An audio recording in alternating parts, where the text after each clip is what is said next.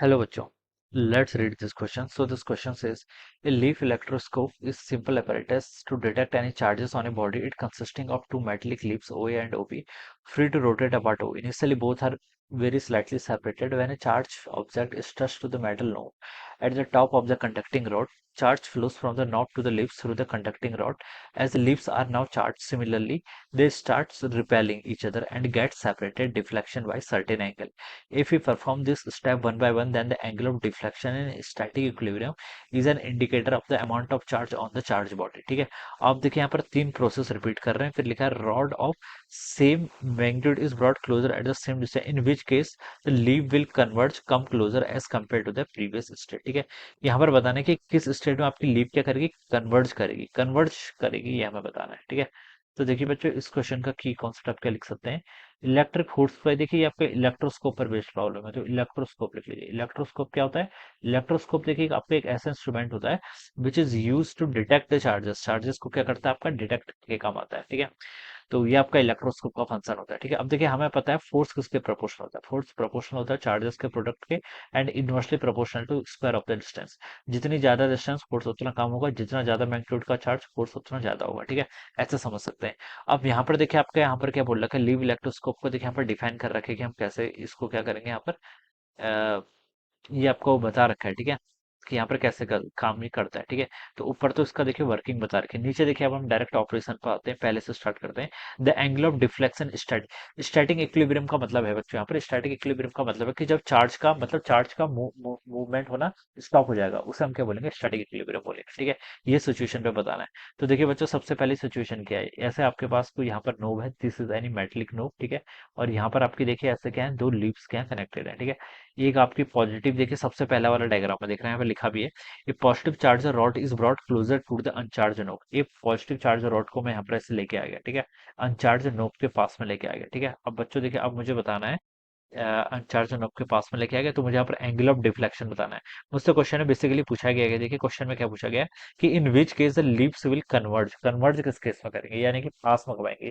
Converge पास में आएंगे, diverge मतलब होता है दूर जाएंगे। ठीक है, अगर देखिए पॉजिटिवली चार्ज रॉड को मैं इसके पास लेके आता हूँ, ये मेटल नोब के इनिशियली न्यूट्रल है, क्वेश्चन में बोला गया। ठीक है, अनचार्ज नोब बोला गया, तो यहाँ पर आपका नेगेटिव चार्ज अपेयर होगा। क्या होगा, नेगेटिव चार्ज।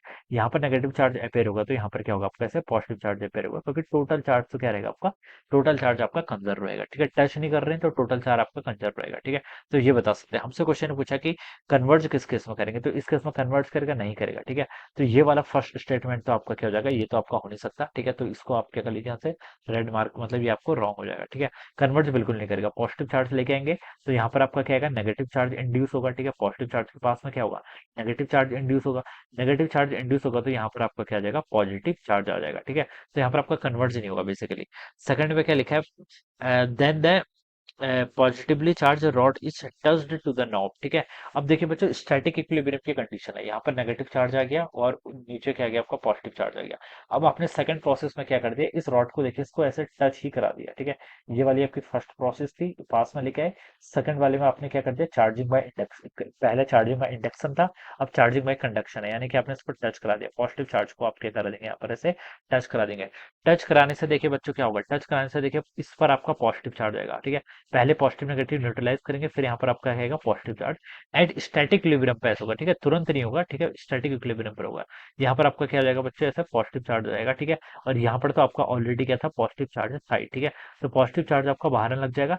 तो बच्चों देखिए, और अगर हम पॉजिटिव चार्ज रॉड को इस तरह देखिए, इनिशियली नेट चार्ज क्या था, इनिशियली नेट चार्ज आपका जीरो था, क्योंकि अनचार्ज नॉब थे यहाँ पे बोला गया। ठीक है, नेट चार्ज जीरो था। अब पॉजिटिव चार्ज रॉड को अगर हम इससे टच कराएंगे तो नेट चार्ज क्या हो जाएगा, पॉजिटिव चार्ज को टच कराएंगे तो इस पर भी पॉजिटिव चार्ज आएगा, तो नेट चार्ज अब आपका पॉजिटिव आएगा। नेट चार्ज पॉजिटिव आएगा तो अब ये क्या करेंगे, एक दूसरे को से डाइवर्ज करेंगे, रिपेल करेंगे। ठीक है, फोर्स से क्या, अगर लाइक चार्जेस आते हैं तो क्या करता है, रिपेल करता है। ठीक है, तो ये क्या करेंगे, एक दूसरे को डाइवर्ज करेंगे। तो हम बता सकते हैं यहाँ पर क्या होगा, आपका डाइवर्ज होगा। क्या होगा, डाइवर्ज होगा, कन्वर्ज नहीं होगा। ठीक है, बेसिकली। ठीक है, अब थर्ड स्टेप पे देखिए, आइए थर्ड स्टेप पे क्या लिखा हुआ है।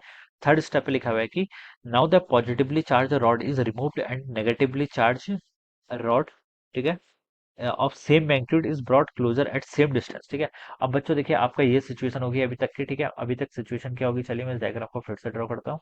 यहाँ पर आपका ऐसे पॉजिटिव चार्ज आ गया, यहाँ पर आपका क्या गया, नेट पॉजिटिव चार्ज आ गया। ठीक है, अब न्यूट्रल नहीं बॉडी, अब आपके इसके पास क्या आपका नेट पॉजिटिव चार्ज है, ठीक है।